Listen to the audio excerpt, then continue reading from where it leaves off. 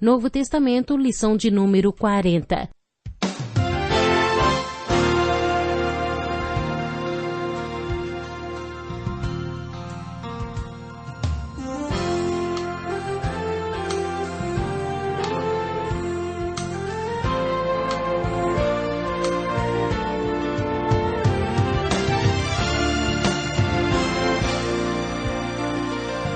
Talvez você tenha feito constantemente estas perguntas.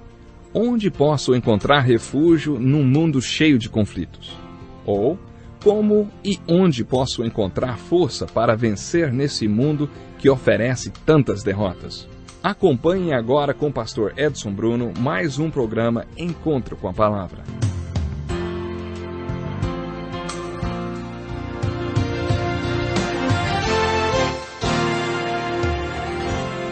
É uma alegria muito grande podermos estar mais uma vez com você para o Encontro com a Palavra. Este programa é parte de uma série de estudos de todos os livros da Bíblia.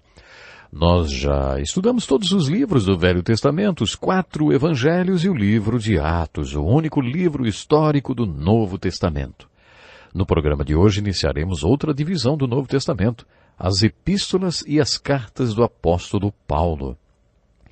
Você que tem acompanhado os estudos do Encontro com a Palavra já me ouviu falar que o apóstolo Paulo escreveu metade do conteúdo do Novo Testamento. Alguns dizem que ele escreveu 13 cartas e outros dizem que foram 14. Isso porque alguns lhe acreditam a autoria do livro de Hebreus e outros não. Iniciaremos o estudo das 13 cartas do apóstolo Paulo com a carta aos Romanos.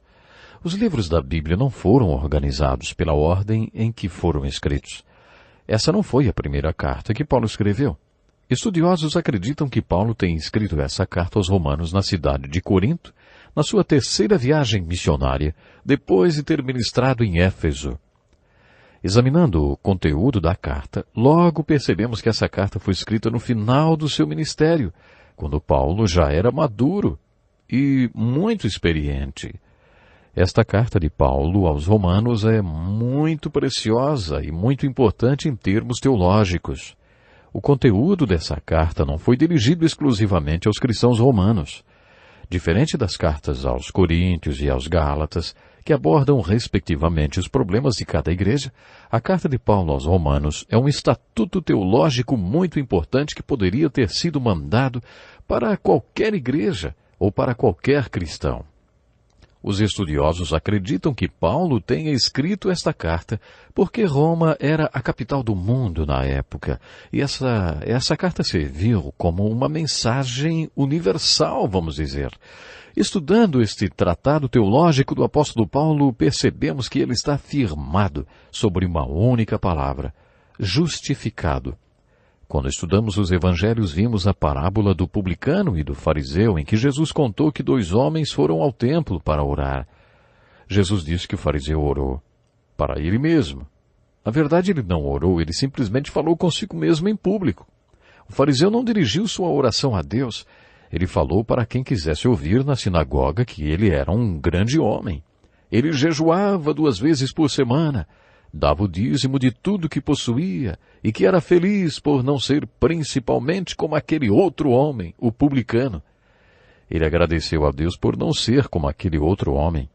O segundo homem, o publicano, também foi ao templo orar, mas ficou no cantinho, lá no fundo, escondido. Ele nem levantava seus olhos ao céu, só batia no seu peito, o que era uma atitude de humilhação e contrição, e dizia: Deus, tem misericórdia de mim, porque sou pecador. Jesus disse que este segundo homem foi para casa justificado. Foi a primeira vez que esta palavra apareceu no Novo Testamento. Quando o publicano fez essa oração tão simples: Deus, tem misericórdia de mim, porque sou pecador, ele foi justificado aos olhos de Deus. Essa palavra justificado significa como se nunca tivesse pecado antes. Significa mais do que ter sido perdoado por Deus. Significa que Deus declarou você tão justo como se nunca tivesse pecado. Imagine que sua vida seja como uma fita cassete. Um dia, diante do julgamento de Cristo, Deus põe a fita da sua vida para tocar. Agora imagine que quando esta fita da sua vida for tocada por Deus, na parte da fita em que antes havia o pecado, Deus tenha cortado fora. E quando Deus tocar a fita da sua vida aos olhos dele, é como se nunca tivesse havido pecado algum. É isso que a palavra justificado significa. E é sobre isso que a parábola de Jesus está falando. Jesus estava anunciando as boas novas para todo homem e toda mulher, para os jovens e crianças que se fizerem essa simples oração: Deus tem misericórdia de mim, que sou pecador, poderá ser declarado justo ou justificado. O apóstolo Paulo, em sua carta aos Romanos, conta como Deus trabalha este milagre em nossas vidas. A carta de Paulo aos Romanos é uma declaração de justificação ou salvação. Salvação é apenas outra palavra para justificação. O livro aos Romanos é a declaração completa sobre a nossa salvação, ou sobre a nossa justificação contida na Bíblia. Nesta carta, o apóstolo Paulo conta como Deus justifica os pecadores. Para ilustrar um pouco mais esta palavra, imagine dois homens que tenham sido condenados por crimes. Os dois foram mandados para a penitenciária por 20 anos. Depois de cumpridos 12 anos, um deles é solto. Ele volta à sociedade como qualquer outro cidadão, mas sempre tem sobre ele o estigma de ser um ex-presidiário. Isso limita o seu ajustamento à sociedade, é claro. O outro homem tem uma experiência totalmente diferente. Depois de cumprir 12 anos de pena, alguém no seu leito de morte confessa ser o autor do crime pelo qual ele foi condenado. Acontece outro julgamento, e todas as evidências revelam que esse homem, na verdade, era inocente. E agora? Será que a justiça o inocentará? Ele não pode mais ser inocentado. Ele, na verdade, não fez nada errado. Ele pode pedir para ser declarado inocente, justo. Ele não quer ser perdoado ou posto em liberdade como um ex-ofensor, porque, na verdade, ele nunca foi um ofensor e nunca teve qualquer culpa. E ele quer que todos saibam disso. Paulo, em sua carta aos Romanos, conta como Deus pode fazer isso por alguém que é culpado de pecados. Nosso sistema judiciário não tem como limpar da ficha de uma pessoa todos os crimes que ela já tenha cometido, mas Deus pode. Na carta de Paulo aos Romanos, Paulo conta como Deus faz isso. Há 16 capítulos na carta de Paulo aos Romanos. Todos eles sustentam uma mesma argumentação. A sua tarefa será ler o livro de Romanos de uma vez só e tentar determinar qual é essa argumentação. Prestou atenção no que eu disse? Você tem uma tarefa, é ler o livro de Romanos de uma vez só e tentar determinar qual é essa argumentação. Será importante que você descubra qual é ela. Não dá para fazer isso enquanto assiste televisão. Desligue a TV e concentre-se.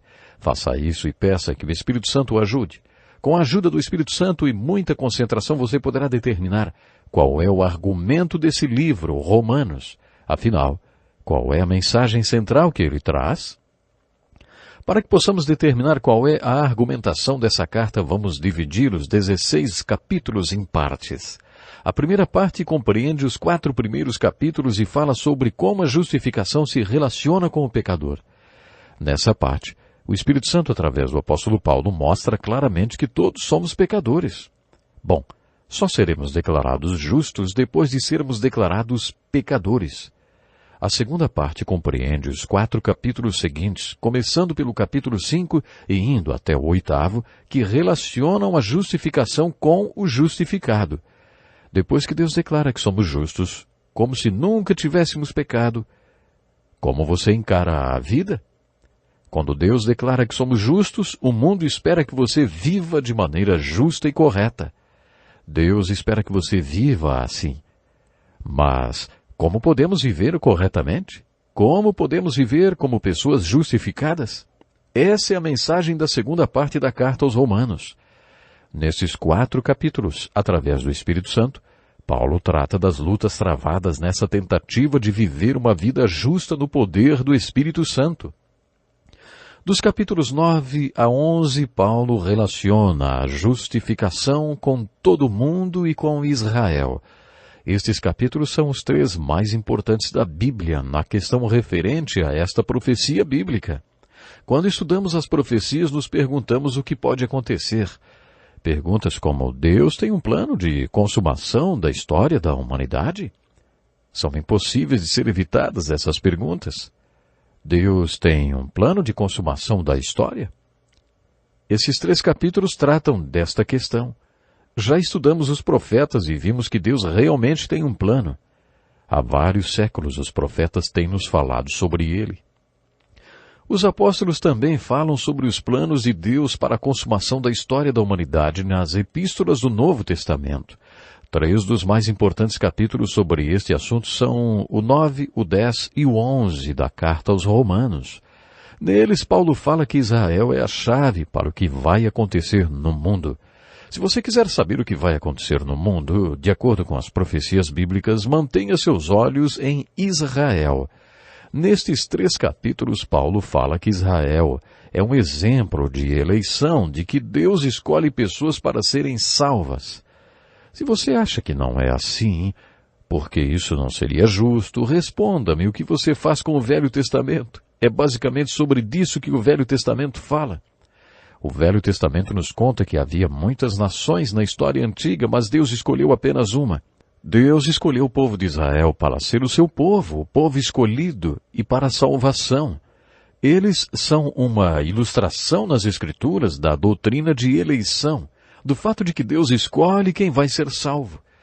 Mas acontece que nestes mesmos 3 capítulos, Romanos 9, 10 e 11, Paulo mostra que Israel retrata nas Escrituras a questão do livre-arbítrio, da livre escolha. Isso também é verdade porque Israel escolheu não ser escolhido. Israel rejeitou Jesus Cristo e rejeitou a salvação. Paulo também fala sobre isto nesses 3 capítulos. Ele conta que para castigar e punir os judeus por terem rejeitado o Messias, desde então Deus voltou-se para o mundo não-judeu. Paulo conta que Deus salvou um número suficiente de gentios para castigar Israel pela rejeição do Messias. Em Romanos 11, 26, lemos que Deus vai se voltar outra vez para os judeus e que todo Israel será salvo. Todo Israel será novamente salvo. Que profecia tremenda, hein? Os capítulos 12 a 16 desta carta falam sobre as aplicações práticas dos ensinos de Paulo. Existe um padrão nesta carta que descobriremos juntos. Cada uma das cartas de Paulo divide-se em 2 partes. A primeira parte refere-se ao ensino propriamente dito, a segunda, a aplicação. Primeiro temos a doutrina e depois a parte prática. Uma carta de 6 capítulos terá 3 dedicados ao ensino e 3 à aplicação. Às vezes a carta poderá ter 3/3 dedicados ao ensino e 1/3 à aplicação. Observe que essa divisão nas cartas de Paulo é constante. A aplicação começa sempre com a palavra portanto.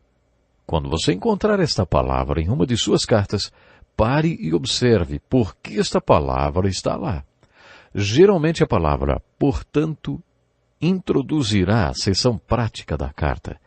É como se, enquanto Paulo estivesse dando uma palestra, alguém perguntasse: "E daí, Paulo?" E então Paulo dissesse: "E daí? Eu vou dizer o que muda para você." É nesse momento que encontramos a palavra portanto. É o início da parte dedicada à aplicação do seu ensinamento. Hoje vamos enfocar a primeira parte dos capítulos 1 a 4, onde Paulo fala sobre o conceito de justificação para um pecador. A primeira coisa que Paulo fala é que todos somos pecadores. Uma vez ouvi a história de um pastor de uma igreja anglicana de uma região nobre de Londres. Uma menina de rua foi parar no seu escritório, bateu a porta e, quando ele abriu, ficou espantado ao ver aquela menininha mal vestida na sua frente. Ela lhe disse: "Pastor, minha mãe está morrendo e ela quer que o senhor a faça entrar." O pastor respondeu: "Desculpe, eu não entendi." A menininha repetiu: "Ela está morrendo, pastor, e quer que o senhor a faça entrar." O pastor decidiu ir com a menina até a mãe dela. Eles foram e, se distanciando daquelas ruas chiques, acabaram parando num sobrado muito pobre, numa rua até perigosa. Quando ele chegou onde estava a mulher, encontrou uma ex-prostituta morrendo por causa de uma tuberculose. O pastor a cumprimentou e ela disse: "Pastor, o senhor pode me fazer entrar?" Ele perguntou: "Onde?" E ela respondeu: no céu, pastor, eu estou morrendo. O pastor ficou meio sem saber por onde começar e resolveu falar sobre Jesus como o mestre, sobre seus ensinos e sobre o sermão da montanha. Ela o interrompeu e disse: pastor, isso não é para mim. Ele engoliu seco e recomeçou falando sobre os exemplos de moral de Jesus, sobre como ele viveu, e de novo ela interrompeu e disse: pastor, onde eu entro nisso tudo? Finalmente o pastor começou a dizer que Jesus veio aqui porque Deus amou o mundo de tal maneira que mandou seu único filho como salvador para os pecadores, para que eles se arrependam. A mulher sorriu e disse: ah, agora sim, isso é para mim. Fale mais, pastor, agora sim, isso é para mim. Ele continuou até mostrar a ela o caminho para o céu. O livro de Romanos é dirigido aos pecadores e aos que sabem que são pecadores. Se você não sabe que é um pecador, leia esta carta de Paulo. Não vai demorar muito até que o Espírito Santo, através do apóstolo Paulo, convença de que Jesus Cristo veio ao mundo para pessoas pecadoras, pessoas como você e eu. Nos primeiros 4 capítulos, o apóstolo Paulo fala sobre as acusações que Deus tem contra o homem. Uma das suas acusações está no versículo 18 do capítulo 1. Suprimem a verdade pela injustiça. O que Paulo quis dizer com isso? Que os pecadores seguram a verdade e abafam a verdade, porque deliberadamente querem justificar seu estilo de vida injusto. Ou seja, eles decidiram como querem viver, e toda vez que Deus tenta mostrar sua verdade, eles a eliminam. Eles não querem ver a verdade sobre como deve ser o comportamento humano que Deus quer lhes mostrar. Paulo então faz acusações como estas. Seus pensamentos tornaram-se fúteis. Trocaram a verdade de Deus pela mentira. Adoraram e serviram a coisas e a seres criados em lugar de adorarem ao Criador. Abandonaram as relações naturais com as mulheres. Começaram a cometer atos indecentes. Paulo faz uma lista de acusações e depois falou qual foi a reação de Deus para com o homem. Paulo cita 3 vezes: Deus os entregou, Deus os entregou, Deus os entregou. Ler esta parte da carta aos Romanos é como ler o livro de Gênesis.